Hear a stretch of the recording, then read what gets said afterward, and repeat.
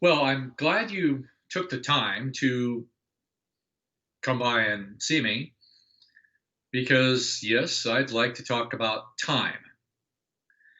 It's going to be in a way, perhaps, that you've never heard before, but if you know me, that's probably not unusual because for those of you who've been around for 10 or 20 years, or in some cases 30 or 40 years in time, you have enough of an experience of me to know that I like to experiment, look for things, and I sincerely believe that it's possible to receive knowledge by the sincere desire to ask for it.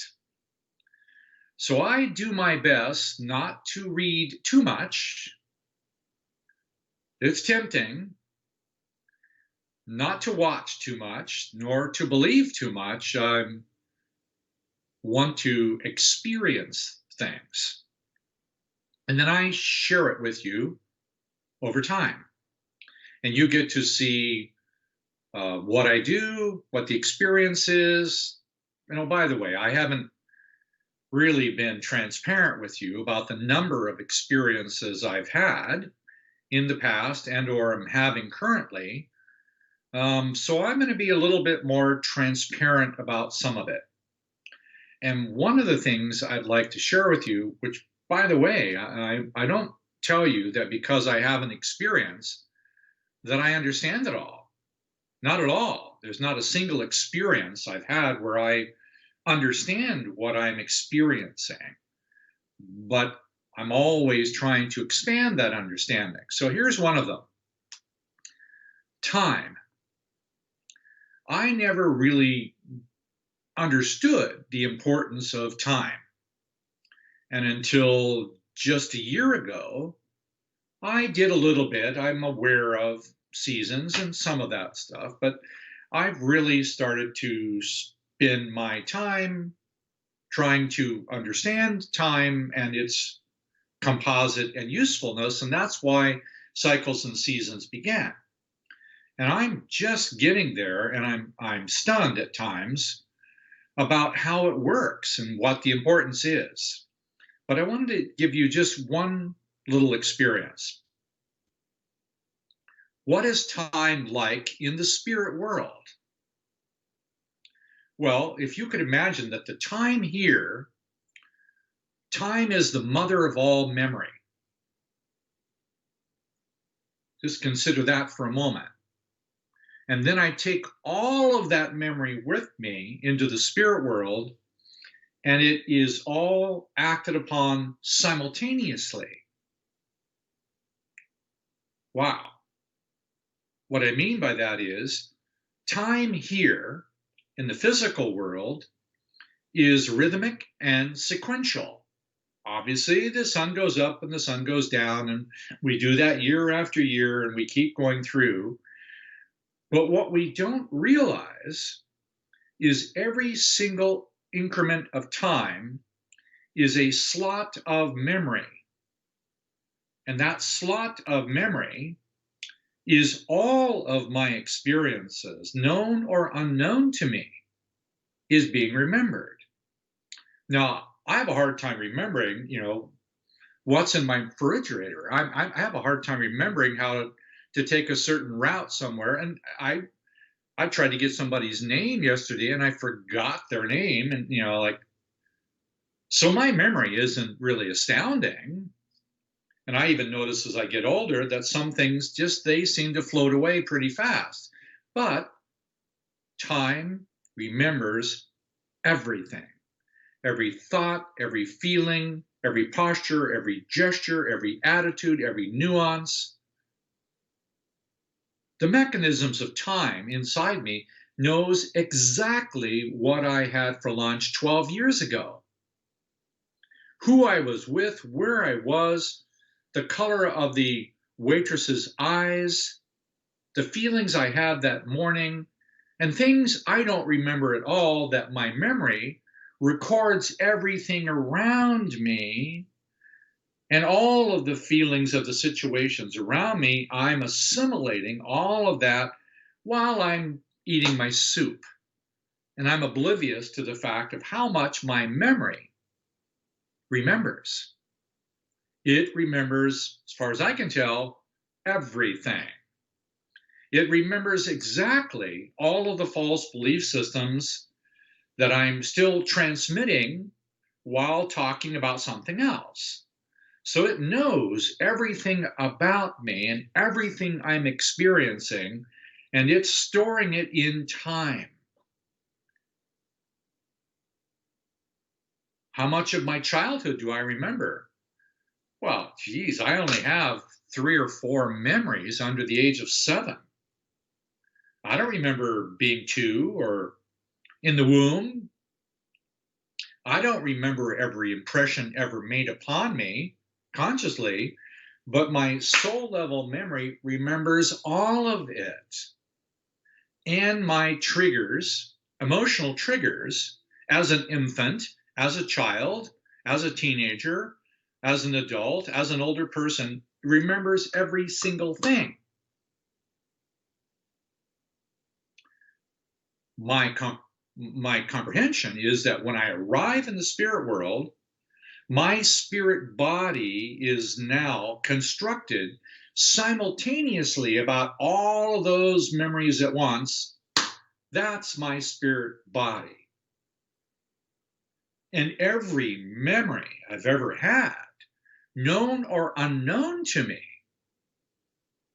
is instantly and simultaneously manifested as my spirit body.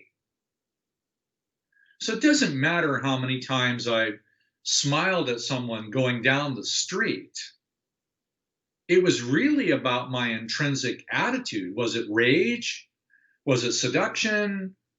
Was it, they're not important? It doesn't matter. Every actual, authentic feeling I had, known or unknown to me, is stored and remembered in my soul and fed back to me to produce the environment of where I dwell in the spirit world. So my place to be, the body I have in a spirit body, and oh yes, you get to have a body. Yes, yes, there is a spirit world. Yes, there are bodies, but that body is a spirit body. Yes, it's humanoid. Yes, you have the sense of touch. Yes, you hear. Yes, you see. Yes, you feel. Yes, all those things, to my experience of having seen it, gone through it, there is a spirit world. And yes, there are very difficult and dark places, and there are nicer places. Yes, all of that determined by my degree. By that, I'm saying my degree of love. The single currency that I'm aware of in the spirit world is love. So the circulation of my dynamics is, am I actually in harmony with and a desire to feel, appreciate, circulate the feelings of every single thing around me in every moment? There's nobody judging me at all. But every single experience I have in any moment is remembered and now produces the body I have and the location that I dwell in. Yes, I promise you, there are houses. No, you're not just a wispy little thing of smoke flying around in the air. No, you have an actual place to be. Either it is very, very dark and smelly, or it's a little nicer, or very, very nice. All depends on my collective memory as it is fed back to me. All I have to do is to process each one of these memories inside of me if I desire to process them. If I don't desire to feel, experience, responsibly accept the responsibility to feel all of that, then I just sit. I'll sit right in the location where I stopped. because in that place, there's no time.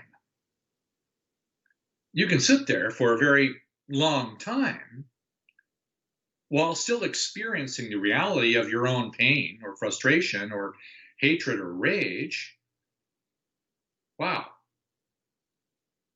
that's as far as I can tell you right now. So I really urge you to take a single slot of time, a few seconds in this hour, and appreciate that one.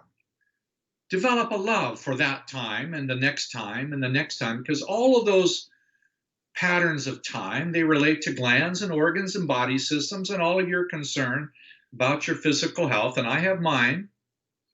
But they also, yes, they relate to family and nature and global and all of that. What is the degree of love I have about all of these issues throughout time? 99.9% of the memories you have are they're held inside of you. There are some memories you can process and feel, and there is no more emotional charge to that one. But go ahead, just consider the possibility that time is actually your friend. Time is the opportunity for you right now to store some sweetness in that category and that hour and that place, that magnitude, mineral kingdom, plant kingdom, animal kingdom, spirits, whatever, whatever. And it's all recorded in time. I would suggest that you might consider to learn how to use time to help you do it.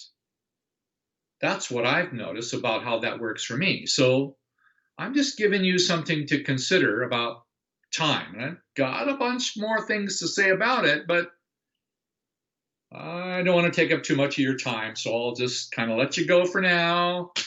Don't worry. I'll be back. See ya.